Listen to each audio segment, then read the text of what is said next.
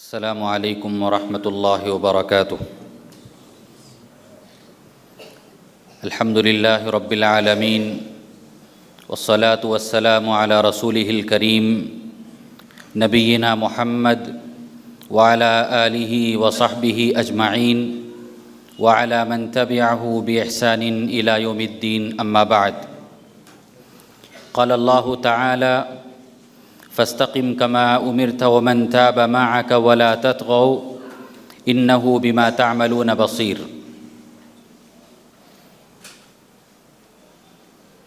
محترم صدر اجلاس،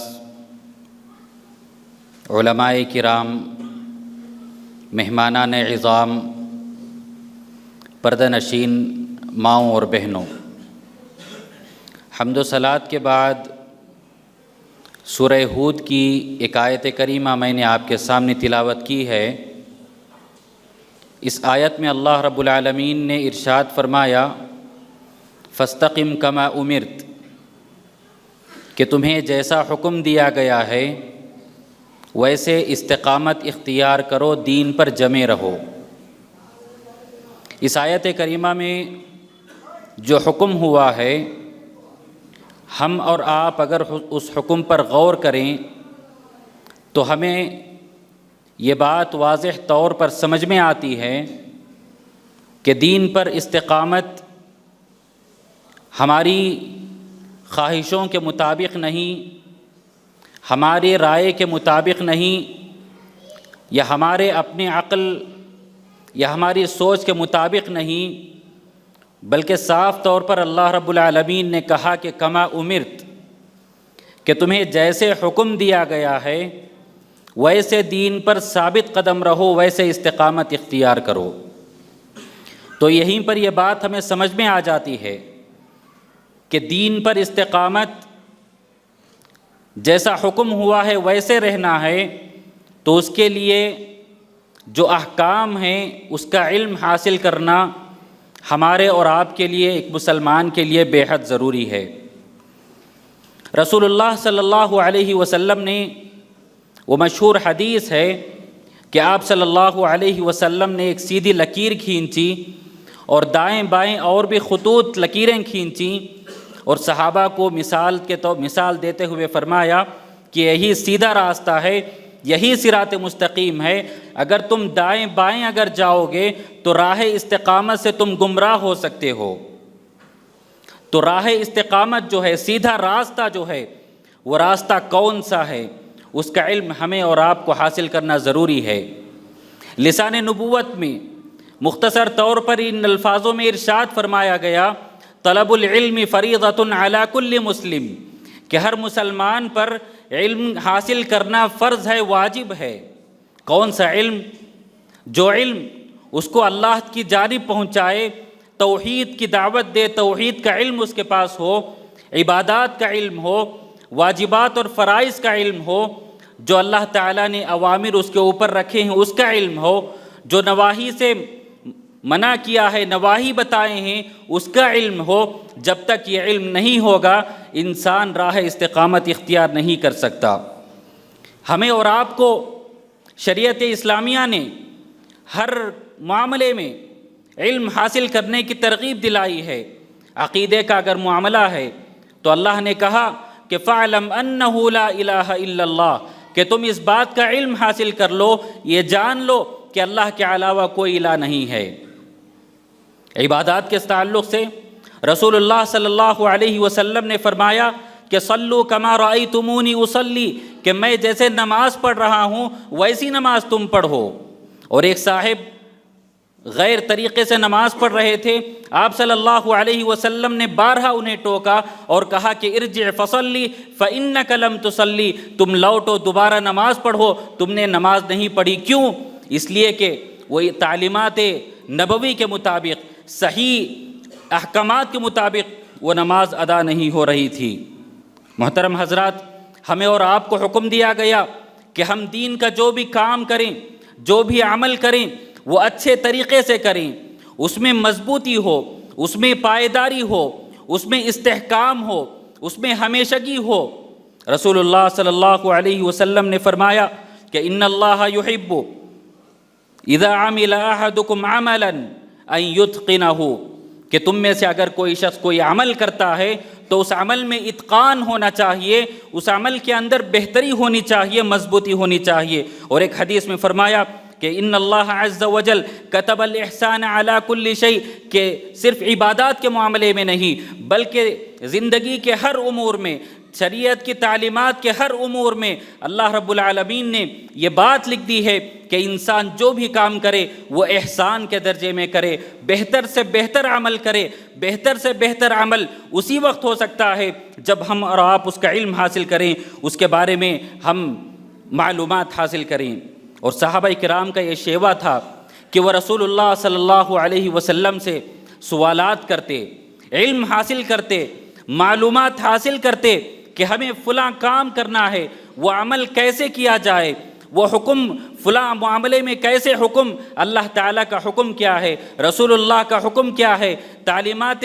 نبوی کیا ہیں۔ یہ صحابہ کرام رسول اللہ صلی اللہ علیہ وسلم سے پوچھا کرتے تھے۔ ایک حدیث میں رسول اللہ صلی اللہ علیہ وسلم سے ایک صحابی سفیان بن عبداللہ الثقفی رضی اللہ عنہ سوال کرتے ہیں، اے اللہ کے رسول قل لی فی الاسلام قولا لا اسأل عنہ احدا بعدک، اے اللہ کے رسول مجھے کوئی ایک ایسا عمل بتا دیجئے کہ میں اس کے بعد کوئی آپ سے سوال نہ کروں، اس پر عمل کروں اور کامیاب ہو جاؤں۔ آپ صلی اللہ علیہ وسلم نے کہا کہ قل آمنت باللہ ثم استقم، کہ تم یہ کہو کہ میں اللہ پر ایمان لے کر کے آیا اور میں اس پر مضبوطی کے ساتھ جم گیا، میں نے اس پر استقامت اختیار کر لی۔ اس حدیث میں جہاں بہت ساری باتیں ہمیں معلوم ہوتی ہیں، وہاں ایک بات یہ بھی معلوم ہوتی ہے کہ صحابہ کرام رسول اللہ صلی اللہ علیہ وسلم سے سوال بہت کرتے تھے، سوالات کرتے تھے تاکہ دین کو سیکھیں، علم کو حاصل کر سکیں۔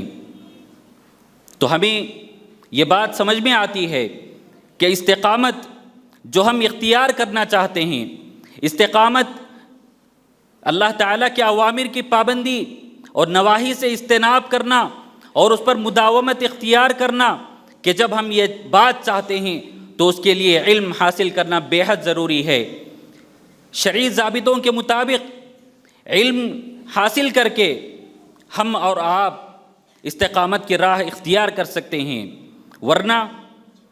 اگر ہر کوئی استقامت اختیار کرنا چاہے اور علم کو نظر انداز کرے، علم سے دور ہو، احکامات سے دور ہو، دینی اصول اور ضوابط سے اگر وہ دور ہو تو وہ غلط راستوں پر بھی جا سکتا ہے۔ محض انسان کے اندر یہ جذبہ پیدا ہو جائے کہ میں دین پر ثابت قدم رہوں گا، دین پر استقامت کے ساتھ رہوں گا، اور وہ علم سے دور ہو، علماء سے دور ہو، علمی مجلسوں سے دور ہو، تو اس کا نتیجہ یہ ہوگا کہ وہ غلط راستوں پر استقامت اختیار کرے گا، جو راستے کے شریعت کے نہیں ہیں، جو راستے کے منہج سلف کے نہیں ہیں، ایسے راستوں پر چلنے لگیں گے۔ ہم اور آپ روزمرہ ہر نماز میں یہ پڑھتے ہیں اہدنا الصراط المستقیم، اے اللہ ہمیں صراط مستقیم پر چلائیے۔ صراط مستقیم کیا ہے؟ یہی راہ استقامت ہے، اور وہیں پر ہم پناہ بھی مانگتے ہیں غیر المغضوب علیہم ولا الضالین، کہ ہم ایسے گروہ سے پناہ مانگتے ہیں جو مغضوب علیہم ہے، کہ جن پر اللہ کا غضب نازل ہوا تھا اور گمراہ تھے۔ ان سے مراد کون ہے؟ یہود اور نصارہ ہے۔ قرآن کریم میں جا بجا اللہ رب العالمین نے ان دونوں کی مثالیں بہت زیادہ دی ہیں کہ یہ گروہ ایسا تھا، مغضوب علیہم یہودیوں کا گروہ ایسا تھا کہ جن کے پاس علم تھا، اللہ نے ان کو علم دیا تھا، لیکن وہ اس علم کے ذریعے سے وہ اپنے آپ کو کوئی فائدہ نہیں پہنچا رہے تھے، بلکہ علم کے ذریعے سے وہ گمراہ ہو رہے تھے۔ اور دوسرا گروہ وہ ہے ضالین کا گروہ، نصارہ کا گروہ، جن کو اللہ رب العالمین نے علم نہیں دیا تھا اور وہ علم حاصل نہیں کرنا چاہتے تھے، اپنے ہوائے نفس کے، اپنے شبہات، اپنے شہوات کے پیچھے چلنے والے تھے، اپنی منمانی خواہشوں کے پیچھے، اپنی آراء کے پیچھے وہ دین پر عمل کرنے والے تھے۔ قرآن کریم میں اللہ تعالیٰ نے کہا وَمَنْ أَضَلُّ مِمَّنِ اتَّبَعَ هَوَاهُ بِغَيْرِ هُدًى مِّنَ اللَّهِ، کہ ایسے راستے پر چلتے تھے کہ جس کا حکم اللہ نے انہیں نہیں دیا تھا، وہ دین پر چلنا چاہتے تھے، دین پر استقامت اختیار کرنا چاہتے تھے، لیکن علم نہیں ہونے کی وجہ سے، علم حاصل نہیں کرنے کی وجہ سے وہ لوگ گمراہ ہو گئے۔ اللہ تعالیٰ نے ان کی مذمت کی۔ اور یہ لوگ کیا کرتے ہیں، تاریخ اسلام میں اگر ہم دیکھیں، بے شمار ایسے گروہ، بے شمار ایسی جماعتیں اور بے شمار ایسے لوگ گزرے ہیں جو دین پر استقامت اختیار کرنا چاہتے ہیں، لیکن صحابہ کے طریقے سے، نبی کے طریقے سے ہٹ کر اختیار کرنا چاہتے ہیں۔ قرآن کریم نے ویسوں کے بارے میں کہا وَهُمْ يَحْسَبُونَ أَنَّهُمْ يُحْسِنُونَ صُنْعًا، وہ اپنے آپ میں سمجھتے ہیں